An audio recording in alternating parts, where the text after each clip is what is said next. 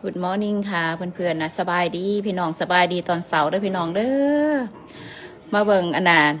นกเพิ่นมากและอากาศเย็นๆแบบนี้พี่น้องเพิ่นก็มากินอาหารเนาะนะเพิ่นมากินอาหารยามเสาร์ๆ แต่ว่าแอบไปตั้งกล้องไว้ได้อยู่พุ่นแอบไปตั้งกล้องอะไรอยู่มุมนั้นเนาะแต่ว่าวันสิเห็นบ่หรือบ่ก็ถาเบิ่งเนาะพี่น้องเนาะเพิ่นมากินอาหารแต่ว่าเพิ่นลงกินอยู่ดุมแน่แต่ว่าอยู่ถึงมันค่าบังพักผู้ขาเนาะเพิ่นเอาห่อพักไว้เนาะแปลว่ายานพักเย็นเพิ่นนะ ได้ยินเสียงเขาเว้าเพิ่นบินขึ้นเทิงต้นไม้หลายๆแล้วพี่น้องเพราะว่ามื้อนี้อากาศเย็นแห้งเนาะพี่น้องเนาะต้นไม้ก็เป็นน้ำกรดน้ำแข็งเบิดละเพราะว่ามื้อวานนี้เป็นอิหยังเกาะพายุฝนน้ำแข็ง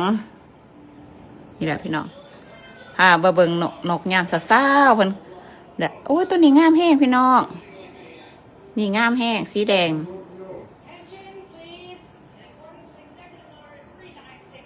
สีแดงงามแห้งพี่น้องไม่ได้ออกไปเย็นพี่น้องผื่นก็จะประมาณนั้นเนาะ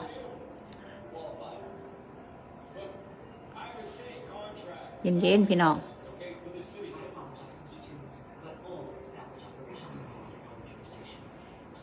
นี่นกเขามาแล้วนะจ๊ะนกหน่อยก็ไล่ละโอ้ยมันมันบ่ทันแจ้งแห้งบ่ชัดแห้งนะพี่น้องเพราะว่ามันยังเหมือนเนาะ